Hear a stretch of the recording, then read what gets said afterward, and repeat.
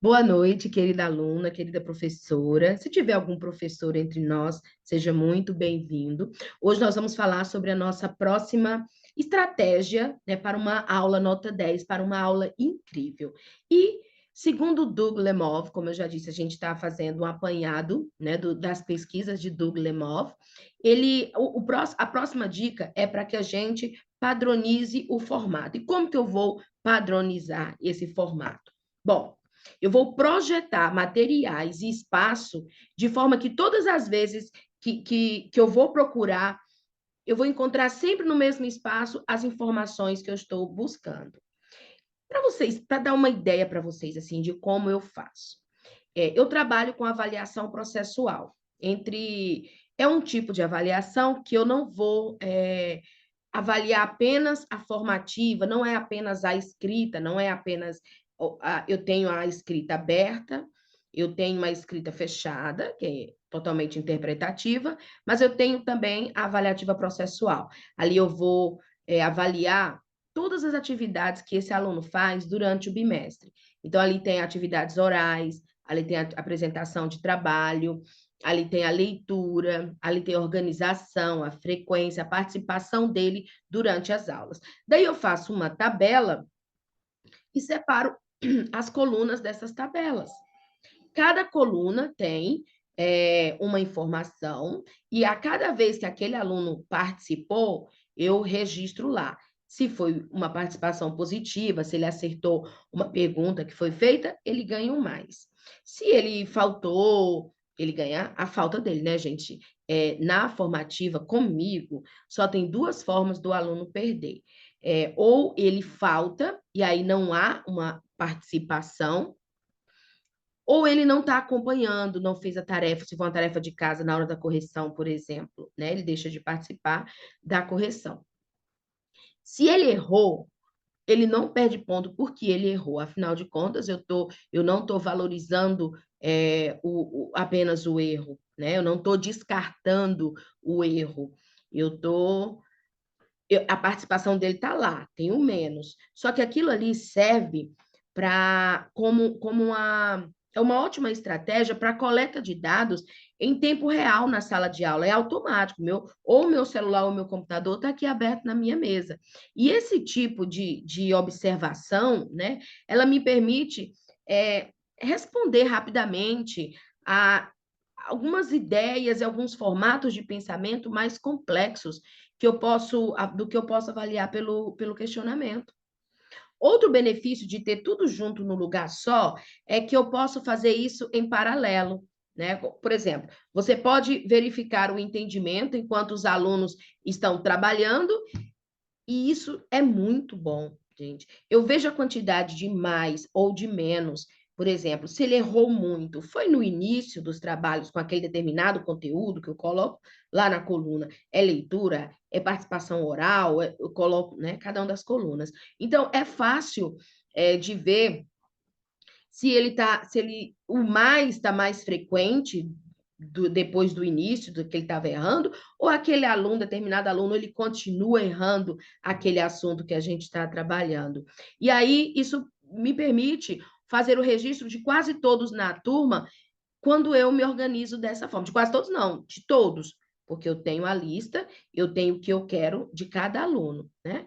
Lógico que nem sempre a gente consegue tempo durante a aula para coletar esses dados durante o processo, para fazer essa atividade processual. Inclusive, quando é a primeira vez que eu trabalho com aquele aluno um determinado assunto, ela não vai para processual. Tá? Ali o aluno ainda está acolhendo aquele assunto novo, e aí eu não vou para lá. Depois da primeira atividade, que eu já expliquei, a gente já fez, aí eu começo a coletar esses dados.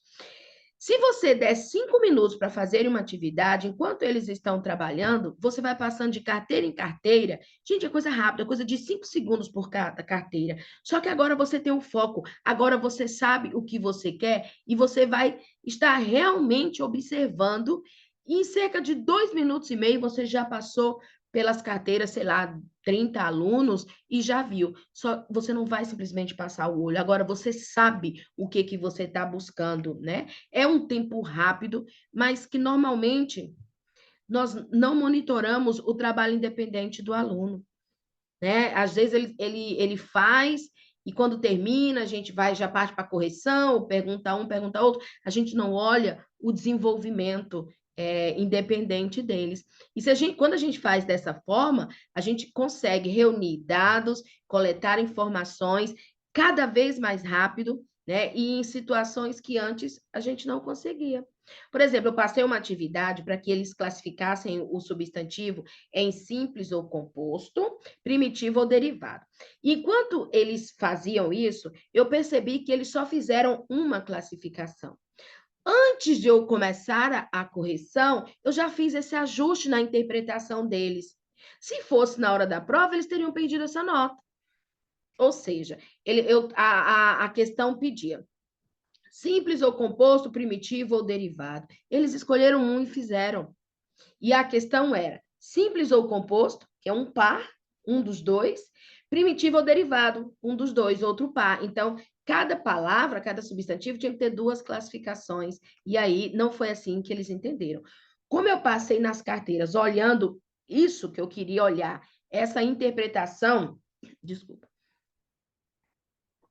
eu queria observar a interpretação desse comando, se eles se atentaram para isso, né? Então, é rápido, eu ajustei, fiz esse ajuste na interpretação, e aí parti para. Eles corrigiram, perceberam que erraram, e a gente partiu para a correção depois.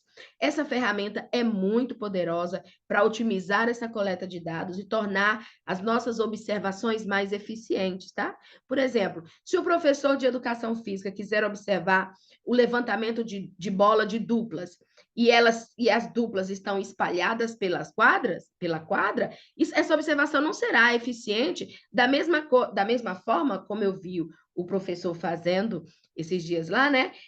Se eles colocassem as duplas ao lado da outra e ali ele pudesse ver todas as duplas. Ele vê todas ao mesmo tempo, esse exercício de observação, né? Se você costuma trabalhar com marca-texto, por exemplo, ensine-os a fazer isso adequadamente. As cores utilizadas, elas precisam representar algo dentro do estudo deles. Não pode ser só para fazer um carnaval, só para ficar bonito, né, no caderno. Se eles encontrarem uma palavra que não conhecem, peça que eles circulam essa palavra e escrevam lá embaixo no rodapé da palavra, por exemplo. Pode ser a lápis, caso ele volte a ler de novo aquela página ou ler aquele livro novamente e ele não precisar mais daquele significado da palavra, ele já souber, ele pode inclusive apagar. Antigamente a gente tinha muito isso de não dobrar orelha no livro, né? Orelha eu odeio também. Não rabiscar, não escrever o livro. Hoje, cada dia mais eu escrevo nos meus livros. Se você vai pedir um mapa mental que você está trabalhando, ensine o que é que tem, o que é que contém no mapa mental e como ele deve utilizar os espaços daquela folha, como ele deve utilizar as cores, os formatos de cada nuvem, quadrado, círculo, o tamanho das letras, o que é título, o que é subtítulo, o que é texto. Ensine, formate, padronize o formato, né? À medida que você vai andando pela sala, você percebe questões que são mais respondidas, você percebe questões que eles estão deixando em branco, que é uma boa parte da sala que não está conseguindo responder aquelas questões, ou você percebe quais que, se elas estão corretas ou não estão corretas, se eles estão guardando um parágrafo numa redação, se eles estão usando a pontuação adequadamente. Você faz observações para que eles possam ajustar as respostas ou ordenar o pensamento dele, né? Você consegue ver questões que estão ficando em branco, ou que eles não estão iniciando com letra maiúscula, ou reforça aquele assunto antes de você ir para o quadro e fazer essa correção geral, reforça esse assunto com eles, perceba, você consegue perceber quais são os erros comuns. Se você vai dividir os alunos em grupos, organize-os de forma que você possa ver todos e perceber as conversas, sabe, frente a frente, fazer contato visual, aceno com a cabeça, ou outros sinais de engajamento que são perceptíveis para você, sabe, sim, com uma passada de olhos. O certo aqui é, você precisa saber o que está procurando nas atividades de seu aluno e precisa saber onde encontrar isso e onde registrar isso. Como você pode padronizar o formato em sua sala de aula em termos de apostilas e material para a lição de casa? De que outras formas você pode padronizar a sua sala de aula e como essas outras formas podem melhorar a eficiência, que é isso que a gente está buscando, né, gente? Melhorar a eficiência de um todo das suas aulas e suas habilidades de avaliar o conhecimento do aluno. Como que a minha padronização, como que o formato da minha sala, como que o formato do meu material durante a aula, da minha tarefa de casa, está fazendo com que eu consiga realmente melhorar a eficiência, desenvolver a habilidade do meu aluno e eu consiga avaliar o conhecimento desse aluno. Para quem faz redação, as rubricas são ótimas ferramentas de padronização, né? Porque aí o aluno sabe como ele será corrigido. A rubrica da redação do Enem, por exemplo. O aluno precisa conhecer, ele tem as 5 competências. O que será cobrado dele na competência 1? O que será cobrado na competência 2? O que será cobrado na 3, na 4 e na 5? Ele precisa saber como ele está sendo avaliado para que ele possa conseguir se dar bem, saber o caminho que ele está tomando, como ele está sendo avaliado. É justo, né, gente? E facilita, torna o nosso trabalho muito mais eficiente.